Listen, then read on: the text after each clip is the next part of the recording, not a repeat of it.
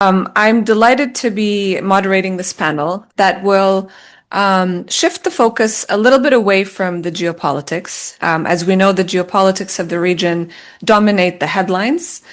We've seen so many images, particularly in the last few years, of the conflicts and wars, and the region has seen certainly so many of them. But there are also underlying forces at play that are most often very much ignored or seen as an afterthought, that are very much tied to what Robin started with, which is the human factor. So understanding the dynamics on the socioeconomic level, on the sociopolitical level. What do you think in a region that over 50% are under the age of 30, where unemployment is averaged across the region at about 30% and as high as 47% in a country like Jordan, where I was born and raised.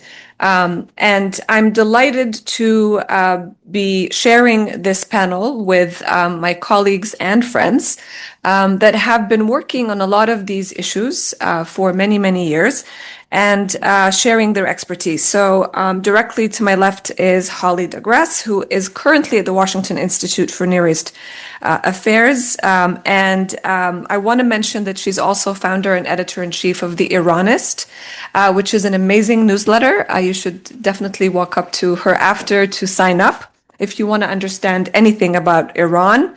And then we have Nermin Allam, who's a professor at Rutgers University in New Jersey, and her expertise is focused on gender politics and social movements in the Middle East and North Africa region. And she's author of Women and the Egyptian Revolution, Engagement and Activism During the 2011 Arab Uprisings. And last but not least, my former colleague from the Wilson Center, and who's currently at the Stimson Center in Washington, D.C. Alex and I worked closely together and co-authored a flagship report in 2019 looking at workforce development across the MENA region. And he's since then been doing a lot of work on the digital economy, digitization, and the workforce formula. So I'm going to kick it off with you, Holly. We've heard a lot from Robin this morning about Iran, understandably given her focus on her career. You have a very unique perspective and unique vantage point because of the work that you're doing focused on youth. A lot has taken place, particularly in the last 2 months with the protests and the brutality we've seen. So what is your reading of the socio-political landscape in Iran after these intense protests? And what are some of the underlying forces? Of course, there are, connections to the geopolitics, but then what are some of the trends that we should be looking at moving ahead? Well, thank you first, SMU, for having me, and Merissa for asking this important question. I know that much of the international news focus is on an impending war in the coming days, if not week, potentially. And I want to kind of unpack what you're not seeing. I know that Robin earlier talked about the massacre briefly in the numbers, and what we've seen is unprecedented, and I want to actually unpack some of the numbers first before I take things a step further. So according to the group Human Rights Activists in Iran, over more than 6,400 protesters were killed, at least 236 children separately. They are looking at over close to 12,000 that they're reviewing right now. According to the UN Special Rapporteur for Human Rights, that number could be closer to 20,000. And you might have even heard President Donald Trump last week say 32,000. So we're still trying to get a sense of that. But just to give you a sense, it took months for Syria to get to that number after the uprising started in 2011. And in Iranian history, we haven't seen numbers like that at all. Iranian historian Dr. Ali Ansari of St. Andrews said, we haven't seen, I'll quote him specifically, he said, quote, "You have to go back to Agha Mohammad Khan in the 1790s to witness a similar intensity of violence meted out by the Iranian state against its people." So what I've been seeing and what I've been saying a lot is that we've crossed a threshold of no return. The Iranian people have wanted this regime gone for years now. Most famously came to head in the 2022 Women Life Freedom Uprising. And so you would think that after this atrocious massacre that happened within a span of 48 hours in January, that Iranians would retreat, that they would be cowering in fear. There's 53,000 that have been arrested. And guess what? They've been protesting, and you haven't really been seeing it in the news as much. Just to give you a sense, on February 17, when there were Geneva talks just the other week, it was the 40th day, or Chehele, that Robin mentioned, of memorial. And what were Iranians doing? They were dancing, they were singing, they were having weddings for loved ones that would never be able to get married. They were handing out flowers in the streets to honor the protesters. And this isn't a country where, for the past 47 years, the regime has basically offered death worship. They'd rather think about the martyrs of the Iran-Iraq War rather than actually focus on life. And so this was a direct contradiction, a defiance of the Islamic Republic. And one of the most popular chants in honor of those, what they call Javid Nam, or eternal names, that's how they describe the protesters that have been slain by security forces, is they've been saying, this flower's scattered petals have become a gift to the homeland. So very poetic. And so, separate from that, we've seen these university protests pop up. We've seen that the past few days, they've now died. But just to give you a sense of where things are at, these young students at Tehran's MIT, Sharif University, which actually a lot of their students end up working at NASA or actually at MIT in the US. The images that you see are just shocking and not things you would think, especially after a massacre. They burned the Islamic Republic flag. There's an Allah, or God, in the middle of this flag. So think about what that means. And what really struck me, and it's kind of wild, is that kids actually hung up a little mouse with a turban and said that's the supreme leader. And they called it Mouse Ali, or Mush Ali. And they said they were going to execute Mush Ali.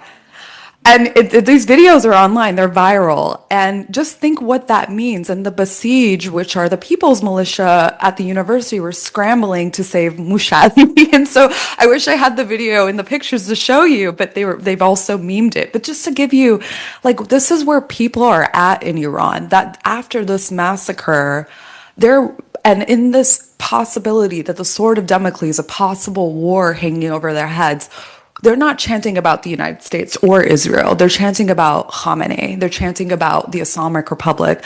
And they're saying, you are the root of our problems. And so to me, in this moment, when we talk about trends, the trend here is that the Iranian people are willing to die for this, that they want freedom, and they know this, knowing the risk at hand, that they want the Islamic Republic gone. And we've been seeing these cyclical protests for years now, and this is where they're at, that they are willing to sacrifice themselves for that. And that takes extraordinary bravery, that the Iranians in this moment, and despite everything, have put themselves out there like that. And just one follow-up question, because you've been doing a lot of work highlighting Gen Z in Iran. You mentioned that there's pretty much a big part of it. But how do you see their role moving forward, given where they are today? Yeah, so I mentioned the Women Life Freedom Uprising in 2022. Some of you might remember this was prompted by the killing of an Iranian Kurdish 22-year-old, also a fellow Gen Zer, Mahsa Jina Amini, that prompted the uprising then. Believe it or not, it was a Gen Z-led uprising. It was very much youth-driven. And I would argue that it was Iranian Gen Z that had started this international trend of Gen Z-led uprisings around the globe. It started in 2022 in Iran, and we've seen this pop up in the past year or so in places like Madagascar, the Philippines, Bangladesh, Morocco, and other countries. And it's because Gen Z as a whole, and I'll throw Iran into the Iranian Gen Z into this, is the first that's been born with internet and social media at their fingertips. In Iran, of course, it's censored. The Iranians have to use VPNs to get online. But Iranian youth use the same Gen Z lingo woven into Persian. They dressed in oversized clothes. They listen to Taylor Swift and watch K-pop Demon Hunters, albeit bootleg version. And they see how the rest of the world lives, and they have the same needs and wants. They want a normal life, or as they say in Persian, zendigi normal. And so this is why they've been at the forefront of this uprising as well. This has been very much Gen Z driven. It's because they want to fight for their future. And so they recognize that there's systemic mismanagement, corruption, and repression. And reform has been dead in the Islamic Republic for a long time. It's not just me sitting here telling you that, but we've had foremost activists like Nobel laureate Narges Mohammadi and Bahar Hidayat, who was actually a reformist activist, talk about that reform is dead and why the Islamic Republic needs to go. So this mentality has been there for a long time, but it's because of the outside world that they see that they want that. And that's why you see this trend around the globe of because youth don't have a future. They're worried about climate change. They're worried about corruption. They can't find jobs. And so you see this trend, not just in Iran, but in many parts of the globe. And so I think that's what's really important to emphasize is a lot of us look at Gen Z, well, not me, I personally, but I think some older people tend to look at Gen Z with skepticism and look at their style of dress. But there's some real angst, and I think it's fair angst to have, whether they're in Dallas or in Tehran, because they're not sure about where their future is going to lead them. Thank you. This is a really good segue to go straight to Alex. I'm going to skip you for just a second, Nermin, because of these trends that we're seeing, particularly with the youth in the region. I mentioned earlier unemployment, which is very high, and a lot of countries in the region, primarily in the GCC, but also others, have unveiled their own economic modernization plans that include reforms. But we've been talking about this for a really long time, for more than 25 years. Last year, would say marks the 20th anniversary of the Arab Human Development Report that was published by the United Nations Development Program that highlighted how the Arab region falls behind on most of the human development indicators. And back then, the soundbite was that, well, for the region to tackle unemployment, they're going to have to essentially provide more than 100 million jobs. And that was when the population of the region was about 300 million. Today, it's close to 400.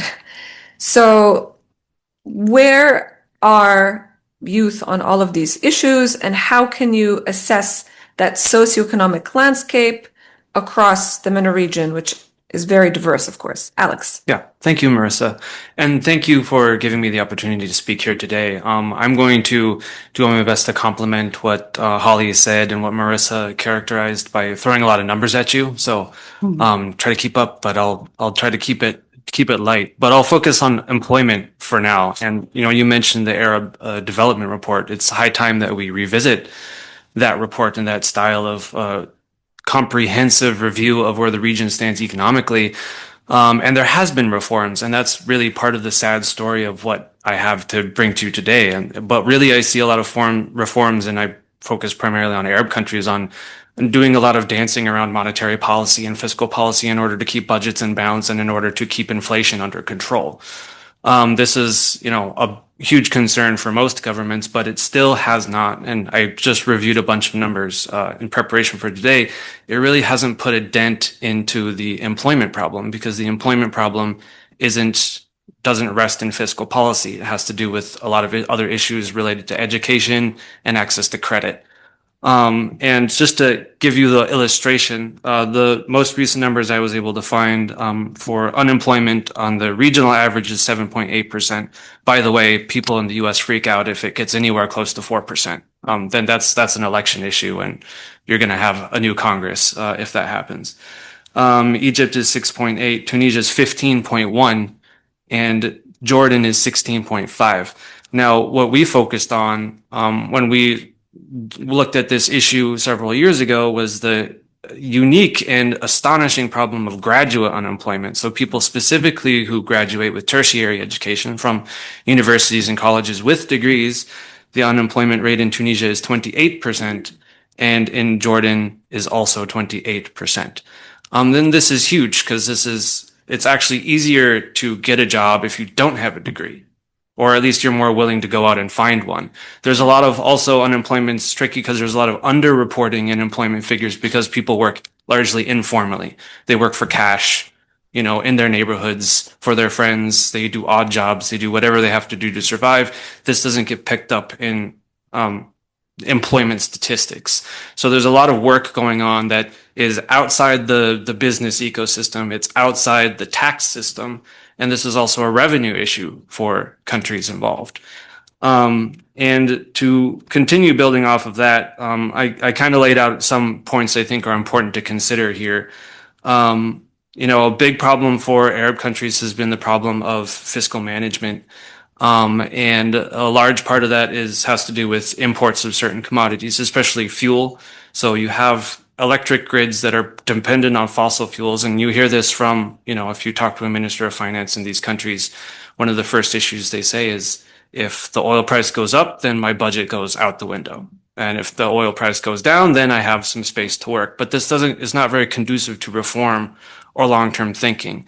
So I do see the behavior of the region. And one of the more exciting things about the region is they are really aggressively pursuing things like renewables, because it's not just, an ideological pursuit toward climate change. It also frees up fiscal space by reducing the dependency on fossil fuels in energy generation.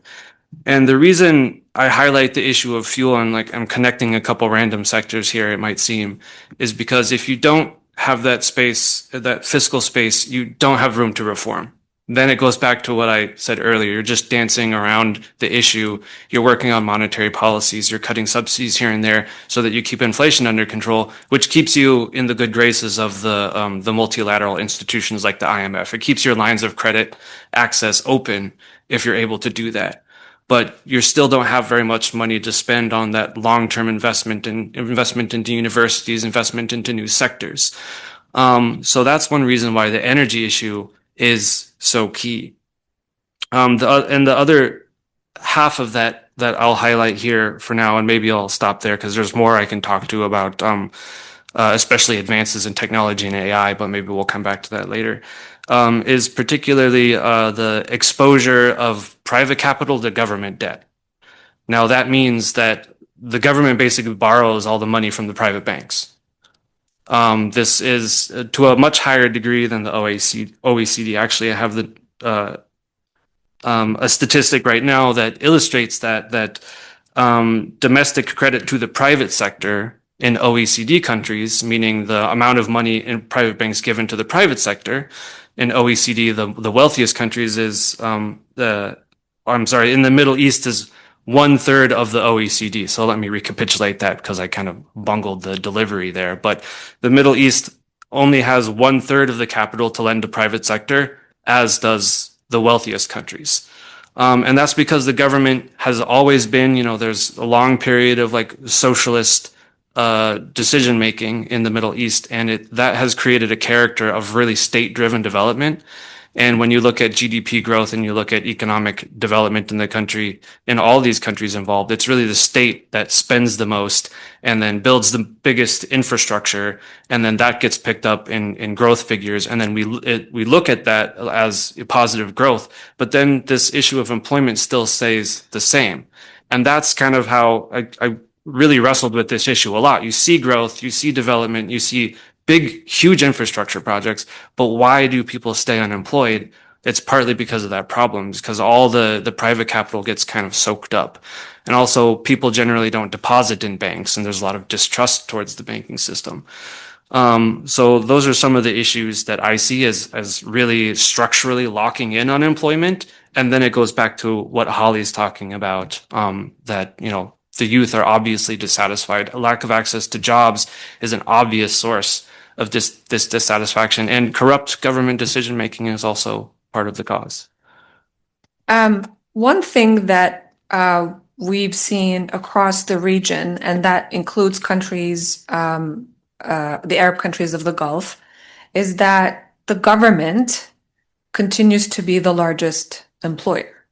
Right. And so in small economies like Tunisia and Oman, and in larger economies such as Saudi Arabia, because of the dynamic that you just described. Right. And there has been a push towards encouraging entrepreneurship and building a vibrant and open entrepreneurship ecosystem. But of course, in our discussions with so many entrepreneurs, there are multiple barriers. So can you walk us a little bit through some of those elements? Because that's perhaps where we see some opportunity. Yeah, absolutely. So I think one of the things that has given me the most optimism in the Middle East is the drive toward entrepreneurship. And I think it really has really settled in the mindsets of youth that the government isn't going to save them. It's not going to provide any more jobs. And, countries have had to do the admittedly hard decision of declaring to their populations that we're not opening any more jobs like they did in Egypt, like they have done in Jordan. I was actually looking at the statistics. 1992, Jordan's percent of the workforce in government was 63%, and it's down to 32. But in order to catch up with other countries at this level of development, that still needs to come down by half. It needs to come down 15, 16%.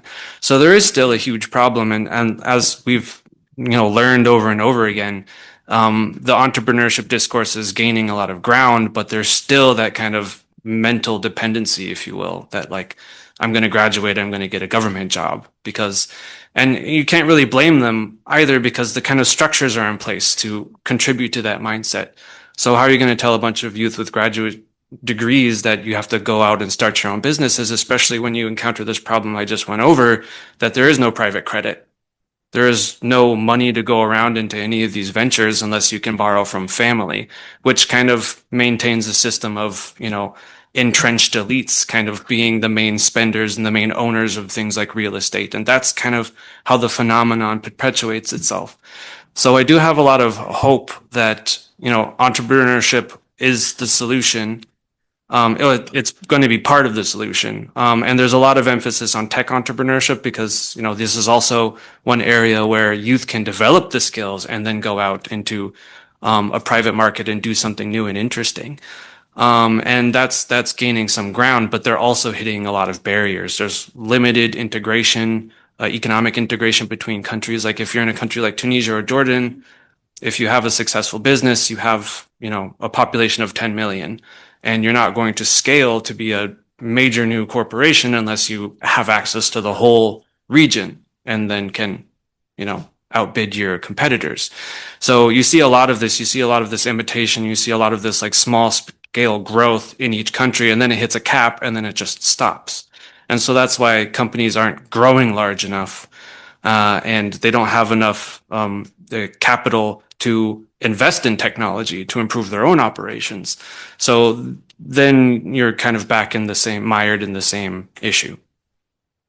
Thank you, Alex. Nermin, I want to turn to you.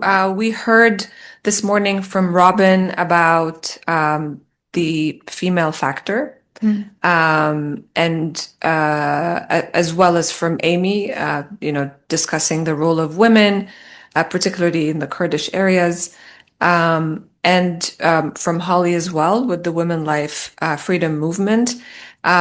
I recall that during the Women Life Freedom protests, there were Arab women who went down to the street in support of their Iranian female counterparts. And in many of the protests that took place during the Arab uprisings, women were also at the forefront. And it's a complex picture because I think when a lot of people think Middle East, they think oppression and repression of women, and there's a lot of that's taking place. But there's also a lot more that needs to be unraveled. So I wonder if you can talk to us a little bit about that landscape, and then we can get into how most recent policies of the Trump administration have impacted the work of women NGOs? Yeah, excellent. Thank you so much. Let me start by thanking you for inviting me to your beautiful campus and for hosting this important event.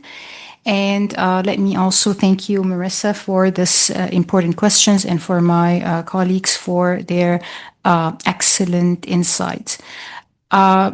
Before we delve into the landscape, I think in order to understand the landscape of social movements and women's rights groups and women's work in the Middle East and North Africa, I think it's important to look at the relationship between these groups and their work and the funding that they have been receiving from countries such as the United States. Because funding does not just structure activism, but it also structures which actors are visible, what gets funded, and who are at risk.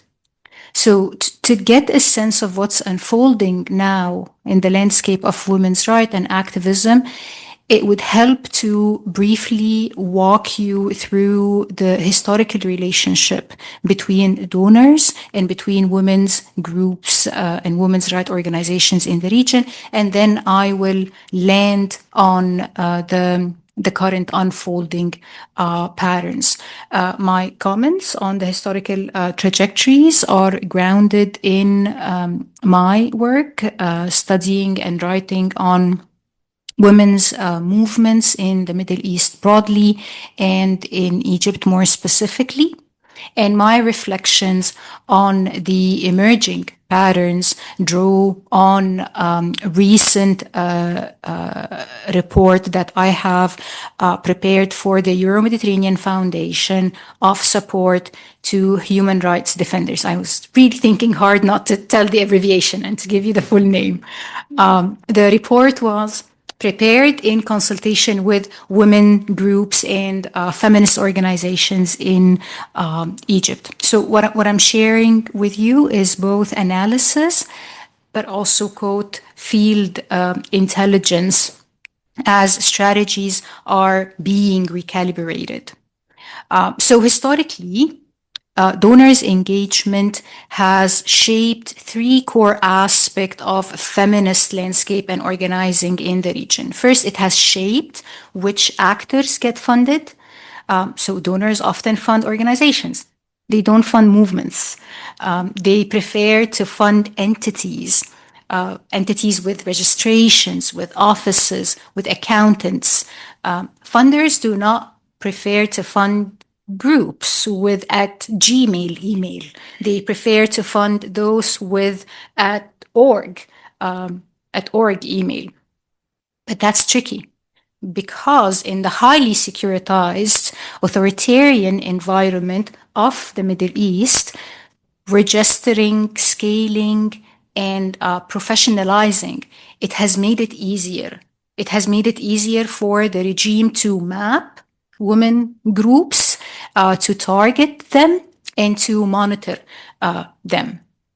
Donors have also shaped which issues get funded in the landscape of women's rights. So we have seen that funding streams, they have gravitated towards what is often framed as easily packaged, right, or as easily scaled, like entrepreneurship, like training, like education programs, which is important programs.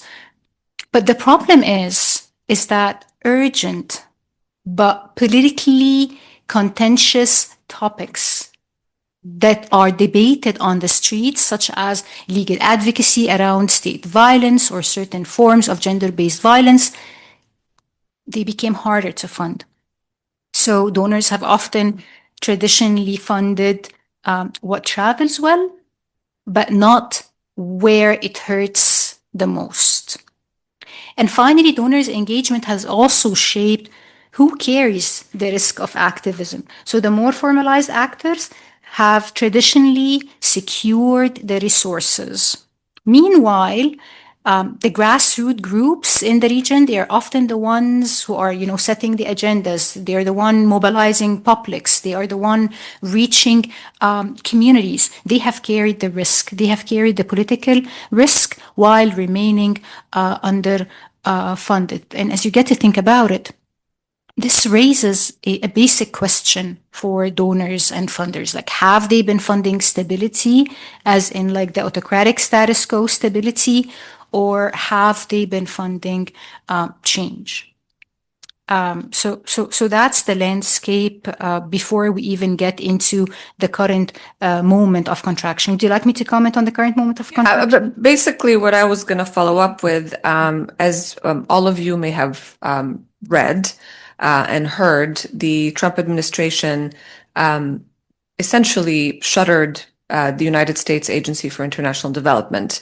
The Middle East and North Africa region was one of the regions that received, billions of dollars in various forms of projects. Many of these projects were infrastructure projects, but a lot of them were also focused on things like workforce development, supporting civil society, and a lot of women organizations in particular. So about 83 to 85% of programming have been completely annulled.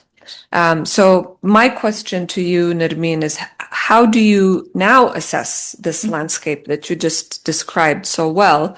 As you know, many of these organizations dependent on U.S. aid. And what happened in the international donor community is when the United States pulled back from the third D of the three Ds of foreign policy, defense, diplomacy, and development, other countries in Europe did the same. Yes. They also minimized their development budgets and essentially diverted it towards defense. So how are all of these organizations being impacted by this drought in donor aid? I have some numbers. Excellent summary of the landscape, Merissa, and you're absolutely right. Like the funding has been drying up even as crises have been multiplied. Right. I think the current funding, global funding, has been reduced, declined by 11%. Major donor countries have been promising cuts and delivering on their promises to implement the cuts. The UK has promised to only spend 0.3% of its national income on aid, and similar reductions, as Merissa was saying, is being debated or implemented across Europe. Here in the United States, which historically has been the largest single humanitarian donor, it has contributed in many ways to this situation. So funding freezes, cuts to multilateral institutions, and the new conditions placed on gender and reproductive rights funding take all this into consideration, and you see how we are entering this moment with less money overall, more competition for what is left, and a feminist landscape that is already fragmented by past funding practices and continued authoritarian pressure. So it's like trying to run your football plays on a torn up field, and half the Mustangs are sidelined already. So very dire situation. So what does this mean for women's groups in the region? I would briefly highlight 4 emerging patterns. First, we are seeing consolidation at the top. So resources are increasingly flowing to the most donor-eligible organizations, not the Gen Z. Meanwhile, the grassroots groups, they remain underfunded. So resources move up, risks move down, and the ecosystem narrows. It does not expand. Second, we are noticing we're noticing that survival is replacing strategy.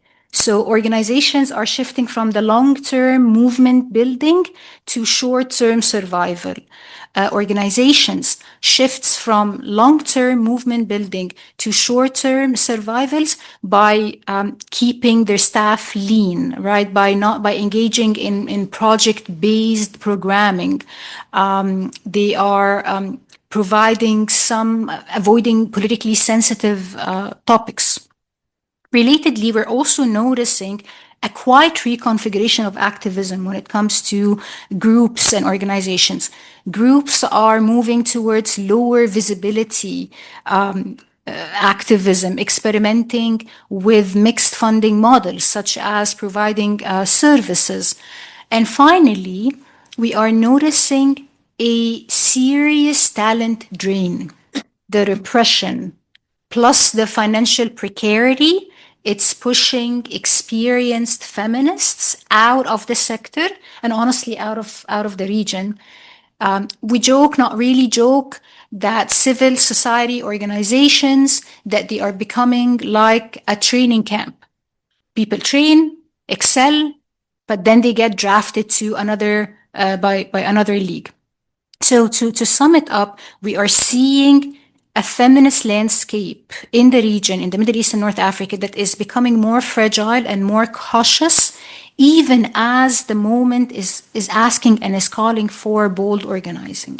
I'll stop here, and I very much look forward to the discussion. Thank you. This is very rich, and I'm going to pinpoint one particular point, which is the first pattern you described, with essentially all of these resources going to the top, and grassroots organizations being completely sidelined, which means that Gen Z is not benefiting. And I want to circle back to you, Holly, because of the research that you've been conducting on Gen Z, because you mentioned earlier, they care about all of these issues: climate change, accountability, transparency, corruption, governance, essentially governance.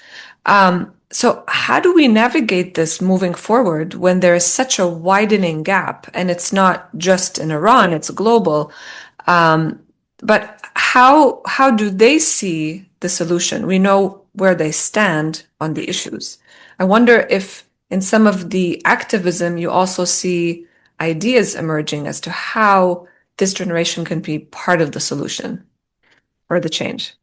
I think that I noted some countries. I think that much of the youth of the global South, at least, feel that the only answer is regime change in their countries, because they sense that nothing's changed, and because of these systemic issues. And they named Bangladesh, Madagascar, the Philippines. Some of them have been successful, some of them have not been. Morocco, for example, heard the calls and cries of their youth just last year at the end of 2025, and tried to address them, and even put the Crown Prince of Morocco kind of on the forefront to give a more youthful face to Morocco's monarchy. And so I don't entirely think that. I think every country differs. Iran, certainly, I think the answer for them is that things have gotten so bad for years now that the status quo is no longer sustainable. And that's why, as I noted earlier, that even after a massacre, people are still willing to put their lives out on the line, because they just don't see anything else that's possible. I think in other countries it's different. But I think the real thing is that Western governments, even as well, like governments across the board, aren't really taking this generation seriously enough. And I think that's a problem in its own. And they'd rather focus on their appearances, or like make fun of them for not wanting to go to work because the pay is so low. If anything, I think that's really admirable. My generation, we grew up in the global war on terror. When I graduated, it was just years after the financial crisis in 2008. And I remember I was at my UCLA graduation. The keynote speaker, of all places to say this, said, "Oh, well, you're not going to be able to find a job." And like, this is in America. Like, and I'm hearing this at UCLA at my graduation. So imagine the numbers that Alex put out. Like, it's so much more dire in the Middle East. And because corruption's ripe across the Middle East and North Africa, and it's really the top 1% that's benefiting. I was telling Nermin earlier, like I can see an Arab Spring, and I've told this to Merissa as well, an Arab Spring 2.0 coming out of this from the Gen Z of the region, because these issues haven't been addressed. We talked about the UN development report. Those numbers need to be revisited. They need to be taken much more seriously, because the issues of 2011 have not been addressed. And I think that a lot of the countries in the region, with the exception, I would say, of as we learned earlier, the Gulf Cooperation Council, or GCC countries that have these vision projects, like Saudi Arabia, Vision 2030, they're thinking about their youth and their futures. But much of the region doesn't have these kind of projects because they don't have the money, and they're struggling with other issues. So I think it's something that across the globe, not just in the global south, we should be paying attention to. And this is a very poignant point, which is, how do you engage this generation when they're completely sidelined in the political debate? And I want to go to you, Alex, because you mentioned the very high number of graduates that are unable to find jobs. The traditional mentality definitely drives them towards government jobs because they're stable jobs, and because of the lack of access to capital for entrepreneurship. But what other policies can be pushed forward to also redraw the educational map? So, what about vocational training? I know this is something that became also a debate here in the United States. How is the region faring on all of this vocational and technical training, especially now with digitization pretty much taking over the technical education? To switch over to education for a brief moment. And I wish I could say that there was better news in terms of how successfully countries have been able to undergo transforming the post-secondary or university education system. But I do find that there's a lot more interest in alternatives to traditional university degrees, such as short-term credentials, 2-year degrees. And there are actually a lot of countries actively looking at places like the United States as a model for how you can insert high school graduates into 2-year programs and get professional skills and go back out into the workforce. But I see that at a stage of just trying to get ideas. But there's still like a very heavy stigma into anything that's not a traditional degree. There's a lot of bias towards, the full degree or the PhD or studying in distinguished disciplines. And to somewhat the education system also reinforces like a negative trend of keeping those disciplines too narrow, too tight, not giving enough people the chance to dive into them. But people need alternatives. But it's still locked in because unfortunately, I don't think reforming the education sector is going to come around and solve the problem. It needs to follow the trend of opening up the fiscal space, opening up capital, and allowing businesses to grow, because you need graduates. If the businesses are growing, they're going to be hungry for labor, but they're just not. And in a lot of cases, universities do need to pick up some of the slack, because sometimes businesses are even leaving open positions on the table because they don't like the quality of the graduates that they're getting. So it's kind of like they're in a catch-22. They can focus on education, or they can focus on, helping businesses grow. That's a brief answer to your question. Thank you. And Nermin, just to follow up also and sort of connect all of these dots, as you look at female labor participation in particular, we already talked about how this is actually across the board in the MENA region, not just in Iran, as Robin mentioned this morning, but most of the graduates of universities across the MENA region are women. They're outperforming their male counterparts in tertiary education, but the female labor participation remains very low. In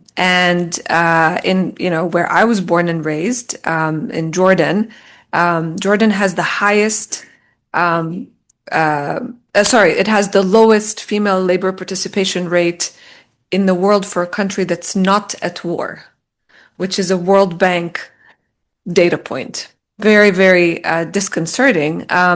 So how are some of the trends, some of the patterns that you just described, how do they also impact the future of female labor participation, especially when we're hearing more and more that this is the way forward, whether it's on a negotiating table in a political process or a civil society organization or rebuilding, or essentially how much more money women can contribute to the economy if they are employed at an equal footing. Okay, that's an excellent question, Merissa, and it has several layers to it, right?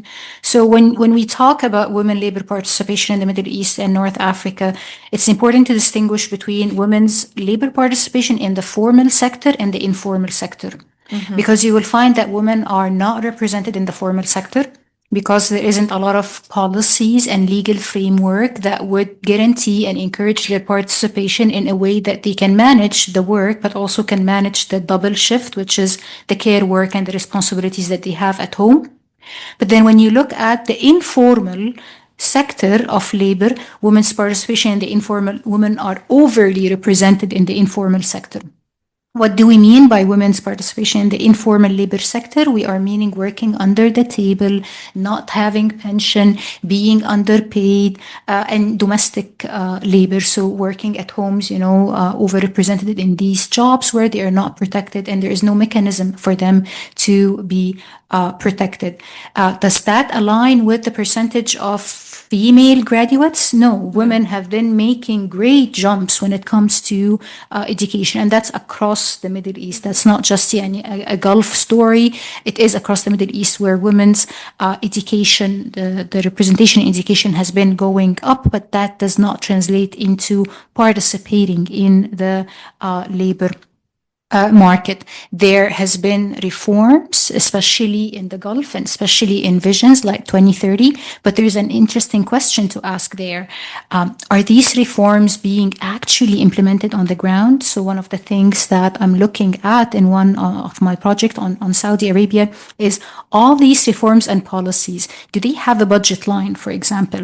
Are they being actually accessed by women, or are they just, they are there and they're looking good for the monarchy and for the vision? So there's a question of even if these reforms are translating into actual participation, or if women are still continuing to bear the burden of participation.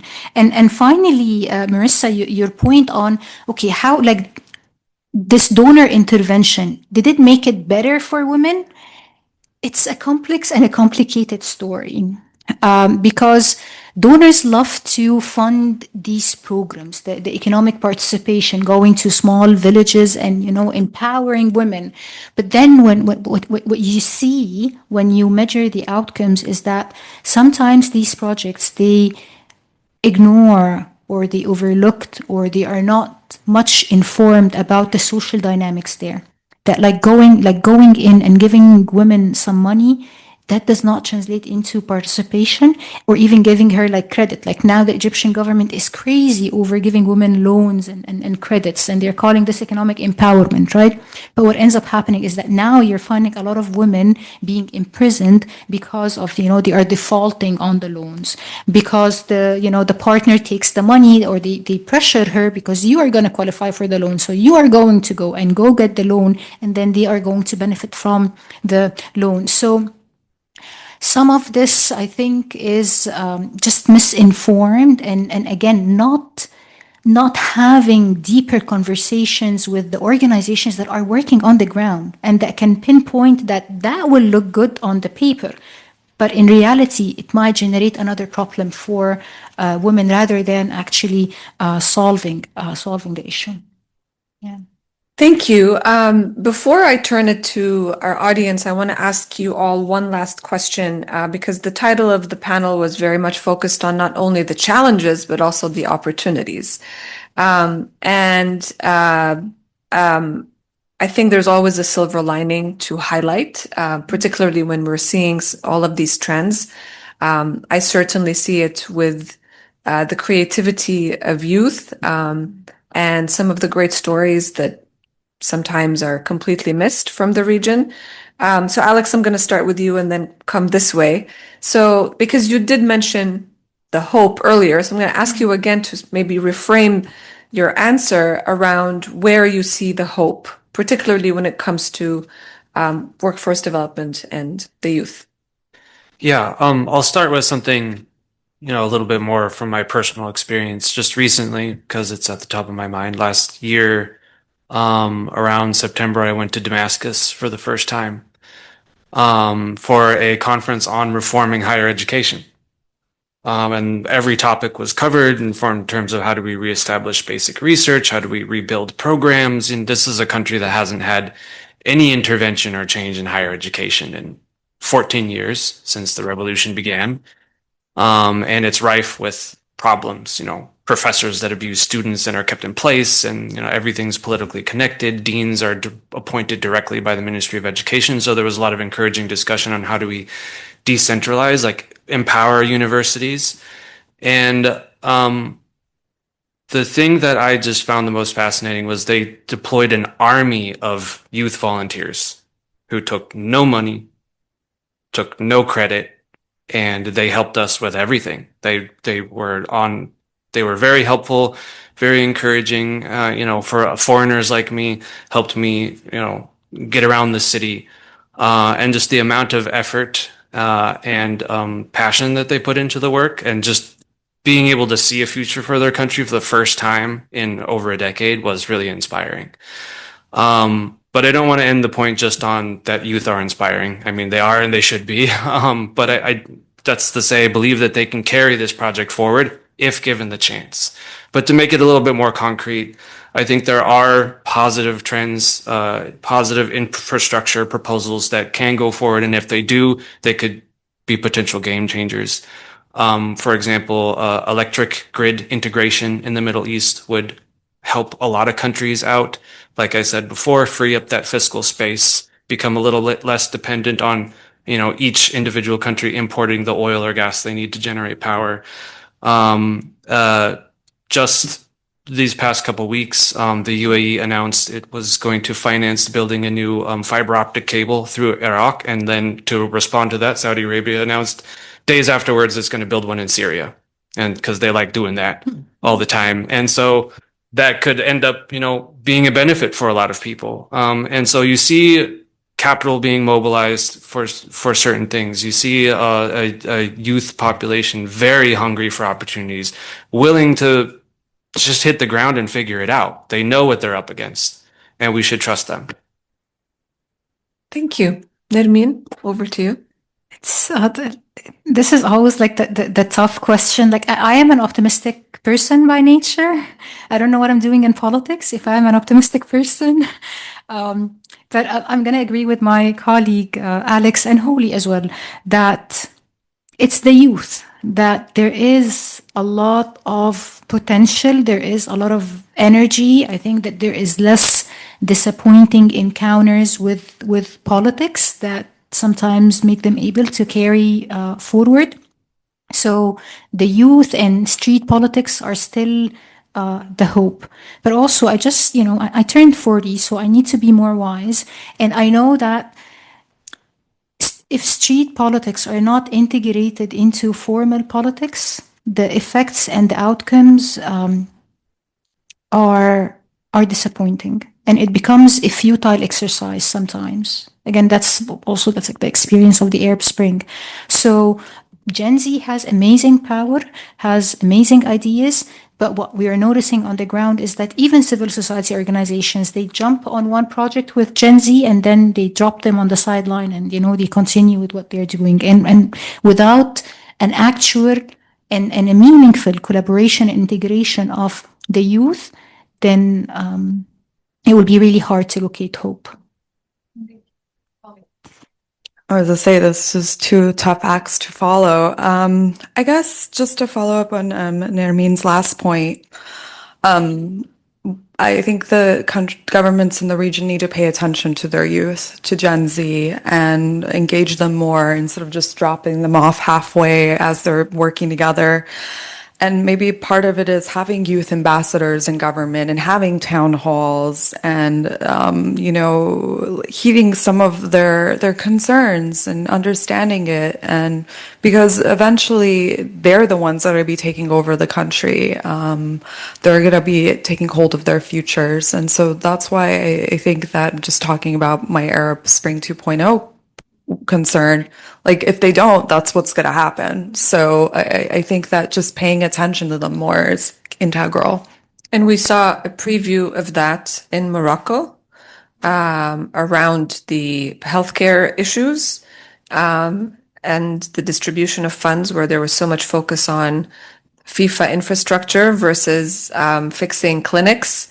A little bit in Algeria as well with the high unemployment, and then it reverberated to Tunisia. But on social media, you see how very easily, one generation in Jordan jumps forward to support their Moroccan youth because they are suffering the same exact challenges. Okay, so let's turn to questions from our distinguished audience. Please go ahead, ma'am. Wow. So Alex, your comments on the statistics, the unemployment statistics, is kind of overwhelming, really astounding. And I was wondering if y'all could comment on the governmental structure in the Middle East, because the only democracy in the Middle East has like between 2 and 3% unemployment, yet all these other ones are horrifyingly high. Yeah, I think you're referring to Israel has a low unemployment rate, a dynamic entrepreneurship sector, a lot of private capital mobilized, and is a model country in some ways in terms of, and it has democratic representation. I think democracy, even in Israel, if you're talking about democracy anywhere in the Middle East, it's on a spectrum. There's democracy, and then there's all the other forms of representation that goes with it. There's parliamentary elections. There's ways for people to express themselves politically, and then oftentimes you have constitutional monarchies and that are able to kind of steer the direction, and sometimes they go against what the people's wish is. What I see the real problem is not necessarily democracy, because if you compare at that unit of analysis, you could take the UAE and Israel in the same breath, because the UAE also has an unemployment rate of about 2%, but it's also a country largely of foreigners. It has a ton of capital, and it has a lot of capital from its resource wealth. And there's no democracy to speak. Well, I mean, there is some, but it's hard to qualify it because out of 60 million people, you only have 10 million people who are citizens who can even participate politically. So I don't necessarily think democracy is the sole thing to discuss. It's obviously important for everything else we discussed in the room in terms of youth empowerment and actually getting representation for women so they can advocate for their places in the workforce and advocate for the reforms that they need to participate, because honestly, that's a lot of money going down the drain when we train women in higher education and then they just don't enter the workforce. But I do think that the bigger issue structurally in the Middle East isn't necessarily a democracy. It's this really ingrained tendency. The private capital and the government are too close together. And that's true of Egypt and Oman and Jordan and Tunisia, all of which have varying degrees of democracy and actually of very different colors. But that's the one thing that I think connects them the most, that there's just not private capital because the government soaks it up to finance the things to go in the direction it wants. And it just doesn't free up any money for anyone else to actually, start ventures on their own. Yeah, I would agree with Alex. It's really about just capital flow and investing in entrepreneurship. A lot of these governments have to open up. They have to provide more funds. And I think you have some really good success stories, particularly in the countries of the Gulf.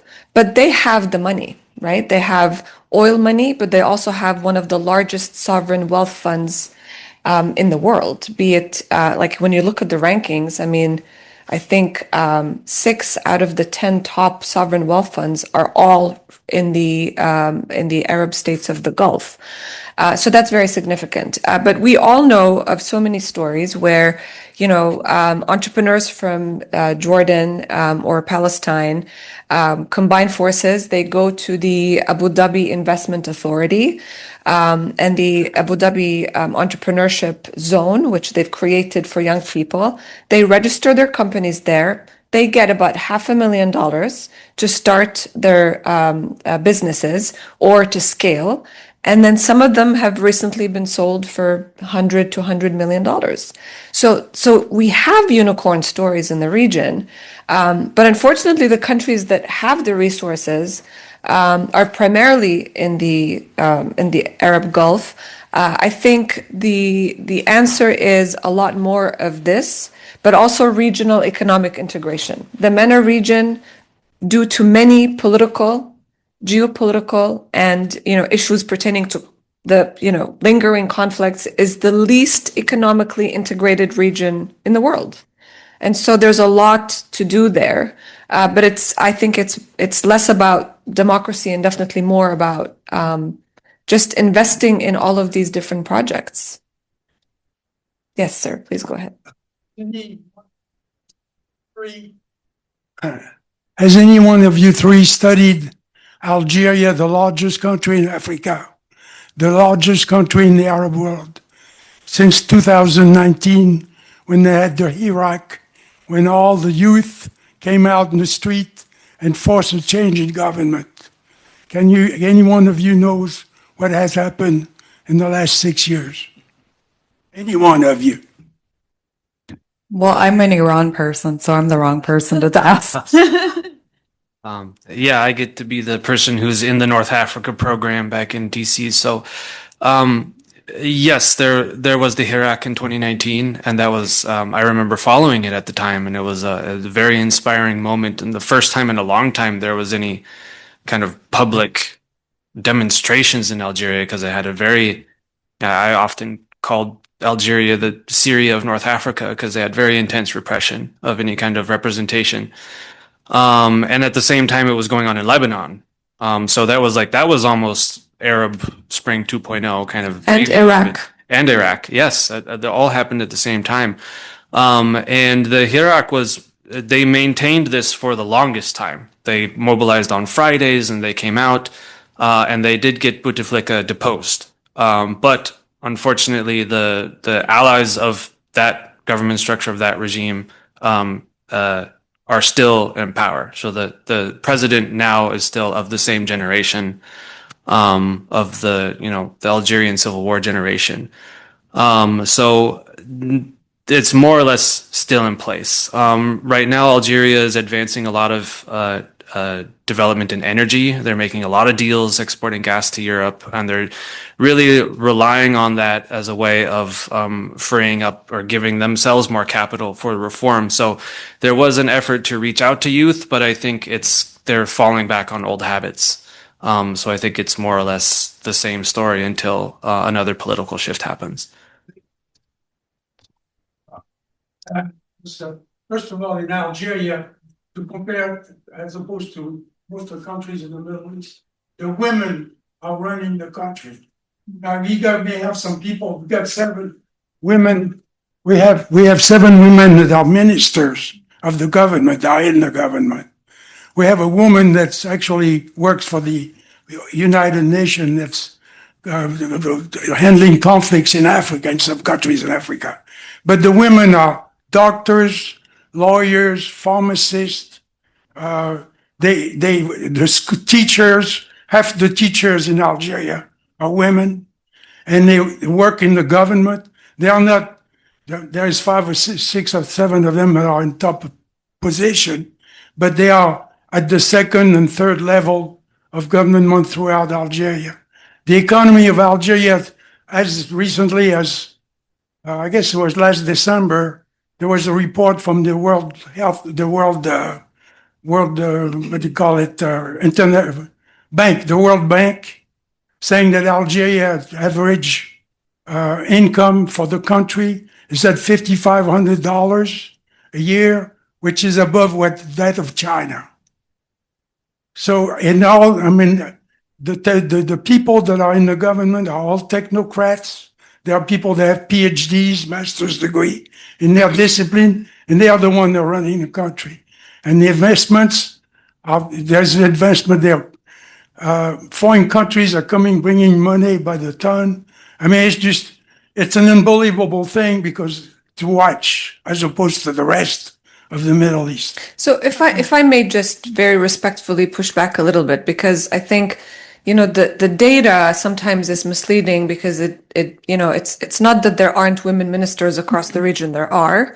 And women are primarily employed in the government, in the health sector, and in education.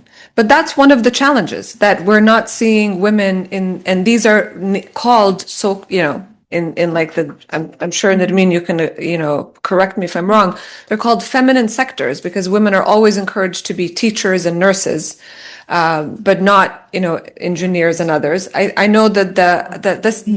Yeah, absolutely. There are women engineers in Jordan too, but they're not employed. But the percent, they're not employed at the high level. But the percentage of female labor participation in Algeria is way below the average. It's also at about 16%. So you see, and that again, it's not just about the top tier that we're seeing, but there's so much more potential. And that's, I think, what we're trying to say. There's so much more potential. Especially as you mentioned, sir, the inflow of investments. I know the countries of the GCC are very much interested in investing in Algeria, primarily Qatar, as we've discussed with the Algerian ambassador just a few weeks ago. So there's just about untapping that potential, so we reach a point where there's no dependencies on the West. Merissa, may I add one point? Shout out to the Algerian people and to the Hirak movement. As Robin was saying in her keynote speech, is how, yes, change is cumulative, right? It takes 3 waves to see change, and we are seeing change in Algeria. But there is a pattern, and it's important to note, not just in Algeria, but in the Middle East, that when you see women in power, so women as ministers, women as even prime ministers, that does not necessarily and always translate into gender equality in society, right? We know that the regime sometimes, in the Saudi context, they put out the China. Very very bad way of describing women representation in formal politics, but it means that they're doing this to appeal to the Western audience without actual real change and real reform on the ground for gender politics and gender equality. Thank you. Yes, Sabri.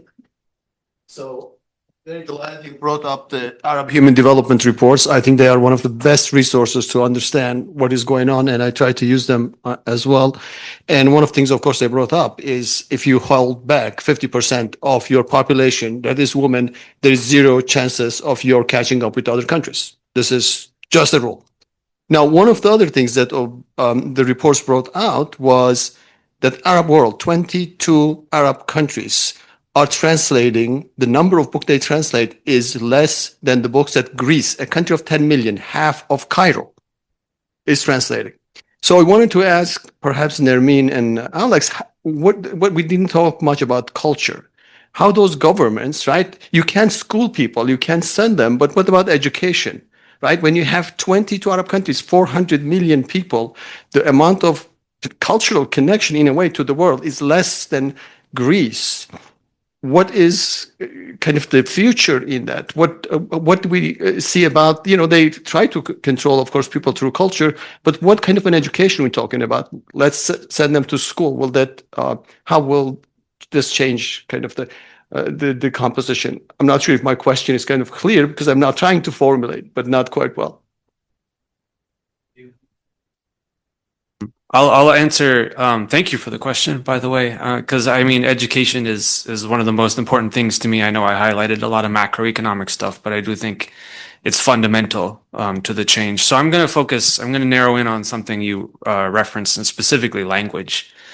And I always remember a conversation I had with a professor at it was called German Technical University in Oman, and she was an Egyptian faculty there, and she lamented like that she was somewhat distraught by the fact that a lot of talented people would come into the engineering curriculum, for example, with just the right acumen and grasp of engineering as a subject, but they weren't good with language and they didn't learn English well enough. So the biggest barrier to them actually pursuing where they could be most successful was actually had nothing to do with their ability to grasp the discipline. It was language. And I'm also concerned that, like Tunisia has how many languages formally in their education system? Well, first of all, Tunisian Arabic is distinct. So like first you learn Fusha Arabic and then you learn French and then they tossed Italian in there and a lot of people are learning English. And I was talking to a shopkeeper just last year, I think, or maybe it was the year before that. Like how many languages do you learn in school? And all of this adds up to just time in the classroom not spent on other disciplines. Because there's a bit of a focus on how do we succeed in an international business environment, we need languages. But Japan actually translates practically everything into Japanese, which is why you have people in all disciplines able to perform at, with their international peers, but relying on their primary language. And, that's very much the case here. If you had to learn 5-6 languages in order to be successful, you'd say you're crazy. So the other angle language and translation, particularly of, scientific information is really important. And I agree. I don't see that happening at scale in the Arab world, but it is a conversation, and it's a conversation now because we're talking about it in the context of AI. And AI models and the tools that are developed with them constantly reflect Western biases because they are developed not even around the world. They're developed in one place pretty much, and that's in the San Francisco Bay Area. So they reflect the attitudes and language conventions and semantics of that area. And this has been remarked to me by people who are digital activists in the Middle East that these models don't necessarily reflect us. And that's why the G42, which is the Emirati AI company, has put developing. So it's called LLMs, large language models, which is the kind of technical definition of what we're talking about, referring to as AI. They want to develop models for global South countries so that can be done in their language and also reflective of their societies and culture. So there's now a move to, we already have things like Arabic speaking voice assistants, like Alexa and stuff like that. Selma, that's right, yeah. Selma is what they named it. So, there's kind of catch up and, they're mimicking where we're going with AI, which is, they'll just follow the path. And if they keep at it, that's a very good thing. But, now the conversation is shifted, like, how do we develop Arabic LLMs? By the way, English language is about 80% of the internet. So the LLMs rely on information on the internet to train their models. So part of the issue is just cramming more content from all these different global languages and making it accessible and readable to AI. So I do see that project beginning, but it should also be the basis of a broader conversation of like, what should language be in our education system? What do we really need to learn? And how comprehensive should the access to material in other language be?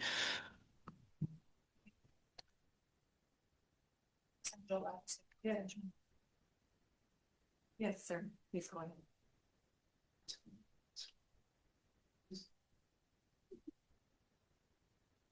I think one of the most underrated efforts has been the Abraham Accords.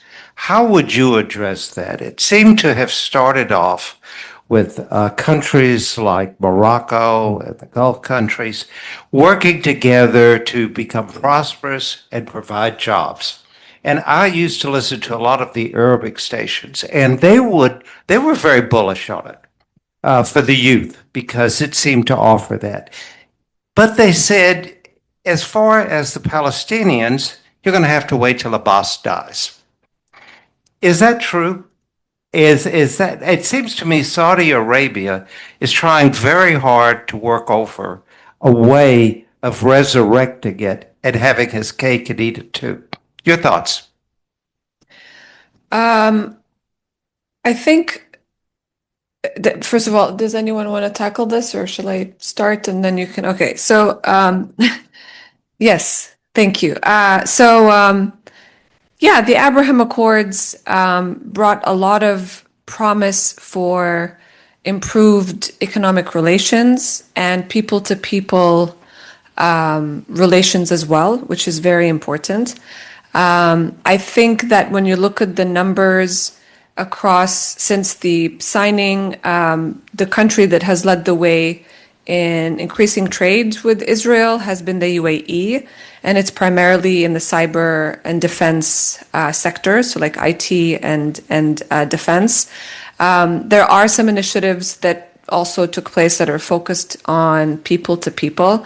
But since the horrific attacks of October 7th and the war that ensued in Gaza, I think in places like Morocco and Bahrain, in particular, it sort of took a bit of a backseat because of what people have been witnessing on their TV screens on a daily basis, right? Just complete destruction of Gaza, a very dire humanitarian crisis, and as Robin mentioned in the morning, over 72,000 Palestinians killed, the vast majority innocents. So that, I think, is something that can only be resurrected, which is where the Saudis have been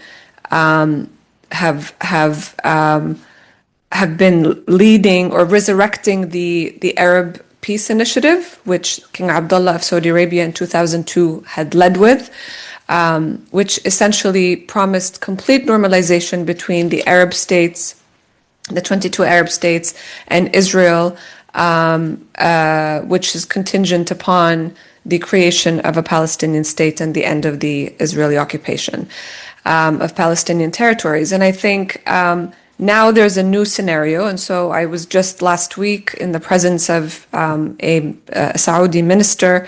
He was asked about normalization, and he said, we are ready for normalization, but we have to stop the bloodshed, and we have to move towards a viable pathway towards a Palestinian state and ensure that the Palestinians are not forgotten. But I think when you look at the trends overall, even in countries like Jordan, which has the largest Palestinian population, refugee population in the world, the government is still very much intent on moving forward with a lot of the regional integration projects, because I think they all agree that this is the way forward. So projects like IMAC, which essentially connects India to the Mediterranean through Israel and Saudi Arabia, and other initiatives like the N7. These are all, or the Green for Blue deal, which essentially is an investment from the United Arab Emirates, where Jordan provides electricity to Israel because there is a surplus, and Israel provides water, which there's a shortage in Jordan. So all of these promised projects are where the region wants to go, but there's a lingering conflict that has to be addressed. And I think if you look at the most recent polls of just Arab public opinion, including in the UAE, there is a retreat away from the Abraham Accords because of what they have seen happen in Gaza. And I think it's going to take some time, to sort of restart this. But working on the economic and cultural without addressing the elephant in the room is going to be very difficult. And I think we have to wait and see whether you agree with what President Trump is doing or not. I think what we've seen is a lot of pragmatism from the Arab governments, that we have a president who's trying to do something, and we're going to be part of it because we really need this to be resolved. And we know that the reconstruction of Gaza is going to take a very long time, and it takes a lot of money as well. So we have to be part of that effort. So. Thank you. Yes. My turn. This is a question from Holly.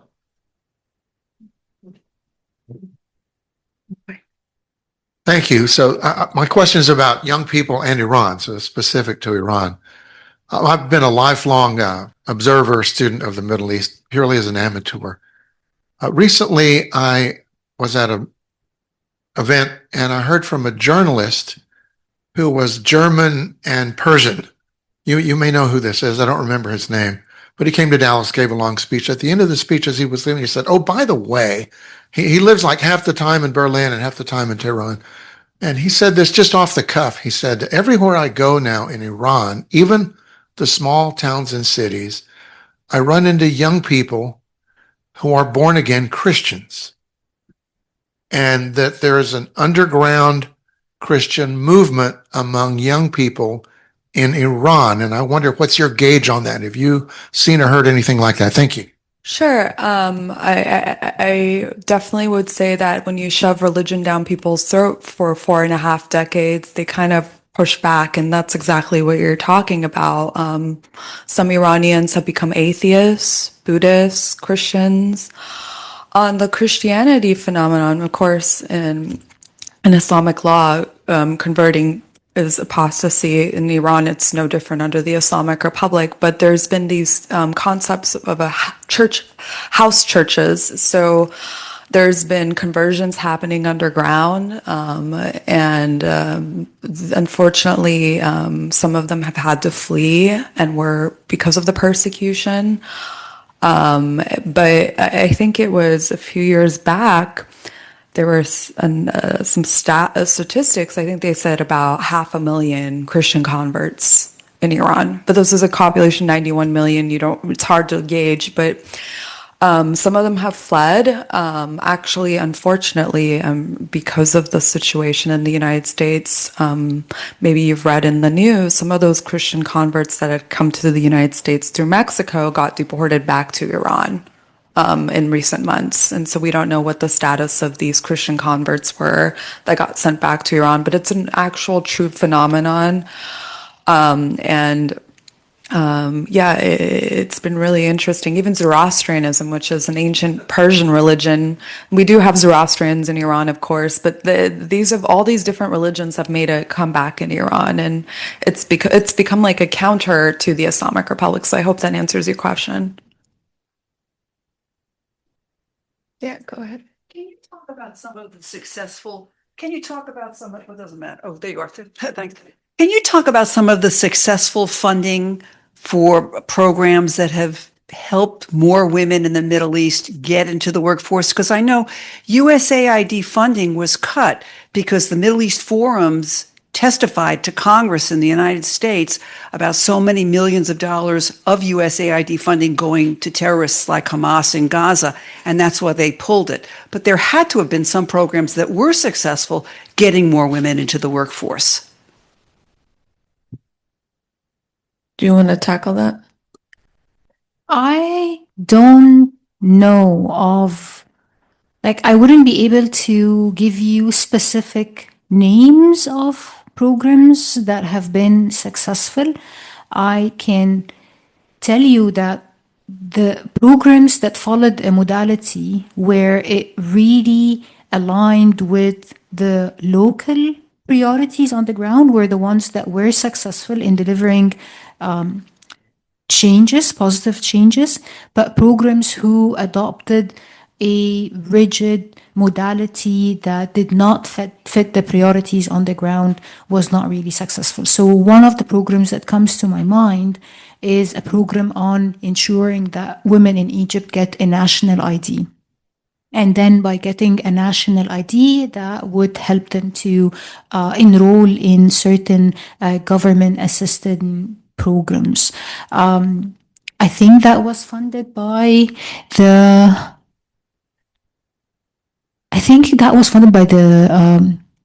the UN, by the UN, not even the US aid.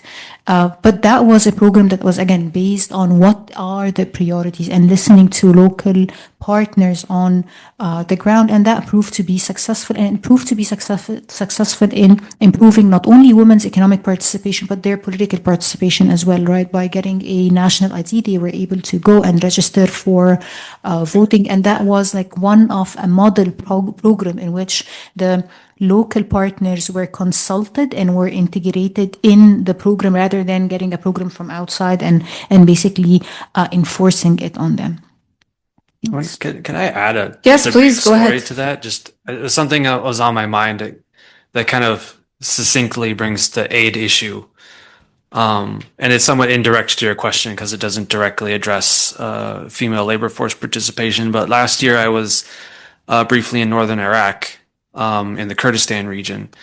And for political reasons I won't get into, there are still over 1 million people who are displaced from the ISIS terror in 2014 that have not been able to return to their villages. Their villages are not rebuilt. They don't have, like similar to the ID card, they don't have, national civil documentation. And when the UN decided to close their humanitarian cluster in Iraq, because of the demand of the Baghdad government, the Kurdistan government decided to keep the camps open. And the vast majority of the remaining programs, mostly run by local nonprofits, were funded by USAID. And so when USAID closed down, it left them all hanging. And that was the main issue that people in government and civil society were telling me about. Now, to bring it into like a national context, why that matters is for a couple of reasons. First of all, organizations like USAID were funding initiatives that were directly helpful to the state. So if they pull out, then the state has to decide what to do with it. And if it's important to them, maybe if it's as basic as like health clinics, they'll try to pick up the bill for it. But then it goes back to what I was saying, like it shrinks their fiscal space to do other things. It kind of puts them in a budget crunch. But it also gives them an opportunity to walk away from things that their governments might not like so much. Like one organization that I talked to was providing psychosocial support for women in camps, and they had to close that entire operation and shift the rest of their resources elsewhere. And in a lot of cases, if a government chooses has the chance to decide if it wants to fund programs favorable to women in the Middle East, unfortunately, they might choose not to. And so when these aid organizations or the funded projects dry up, it's kind of a regression back to an entrenched position where female labor force participation will remain low, and women and vulnerable people might stay in the same positions they found themselves before. And if I may also add one data point, in Jordan, which was, I think, either the second or third largest recipient of US aid funding, a lot of it was focused on economic development. The closure of the US aid programs caused the loss of 35,000 jobs. And a lot of these jobs were actually women. So that kind of gives you an idea as to how important some of these programs were. I think in general, when we talk about US aid, there was a domestic political messaging around why US aid was shuttered that was very far from the truth. And I think that's why the work that Alex and Nermin and Holly do in the think tank and policymaking space and in academia is so important, because we need to shed light on where the disinformation takes place, and why perhaps it's not visible in the short term, but why in the medium and the long term, the United States will lose a lot of soft power by shuttering one of its most critical institutions for soft power projection worldwide. Just touched on something that I'm sort of terrified by, which is, to all appearances, you've all demonstrated how complex the the Mideast is. To all appearances, right now, our Mideast policy, and including around Iran, where we started this morning, seems to be carried out and driven by real estate developers. Do you see any evidence, and maybe Ambassador Jordan might have some insight here as well, do you see any evidence in your travels for your work, including contact with the government in this country, that there is sufficient expertise in government today to do the right thing for our country? I'm seeing the exact opposite because there were lots of firings, but I will also ask my colleagues to chime in because they deal with government representatives on a regular basis. So Holly, perhaps you want to Sure, I can talk about it in the context of Iran. We were talking about this before the conference today, Robin and myself, that it's some of the best and the brightest on Iran are no longer in government. And so you have the president's son-in-law and a real estate developer, Steve Witkoff, leading talks, and there's no experts with them. At least when the original JCPOA, or Joint Comprehensive Plan of Action, as we all know, the Iran nuclear deal was being negotiated, we had somebody like Ernest Moniz, who was an actual nuclear physicist at MIT, and that actually understood how nuclear physics works. And there were people that were spending hours actually, you may not know this, but the US rebuilt Iran's nuclear program, like a model version of it, full size, somewhere in the middle of nowhere. And that's how they were testing everything out that they were discussing. And so in essence, the United States right now, as they sit across people that have, like Iranian Foreign Minister Abbas Araghchi was part of the original nuclear talks under the Barack Obama administration. He knows this file front and center. And so he understands this very well and knows how to negotiate. And if any of you have spent time in the Middle East, Iranians are good at negotiating because of the bizarre, I feel like I sound like an Orientalist, but there's some deep statecraft involved on the part of the Iranians, and that's what they're up against. And so for me, it's extraordinary that in this moment where there's an quote unquote armada in the region, and we've seen the biggest buildup since the Iraq War, that's what those are the best people we could bring with us. Somebody that I knew that was on Witkoff's team got fired, not because they disagreed with him or anything, but because the State Department was reconfiguring. This person had been an Iran expert, had sat at the original talks, and knew the back and front of the Iran file for more than 15 years under several consecutive administrations, including Trump 1.0. So who are they relying on in this moment? And so I hope that helps you, at least in the context of Iran, to understand where we're at.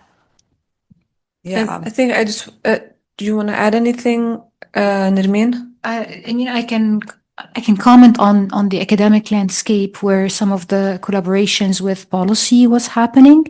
And when you look, you will see that the major funders, something like Fulbright, where you would have, scholars go to the Middle East, or you look at the NSF, or all these are gone now, right? And they stopped the projects. Some of the projects were midway, right? And they stopped it. How does this translate into policy? That you have less communication with the government. You have less project that could, inform policy making for the current administration. So, it's not looking good. It seems that the policy, you're right. And as Robin was saying, it's like a real state motivated and informed decision making, which is not how foreign policy is run, right? Yeah. Thank you. Thank you very much, everyone, for staying with us until 5 p.m. And we appreciate all of your questions. Thank you. And thanks to our panelists. Thank you.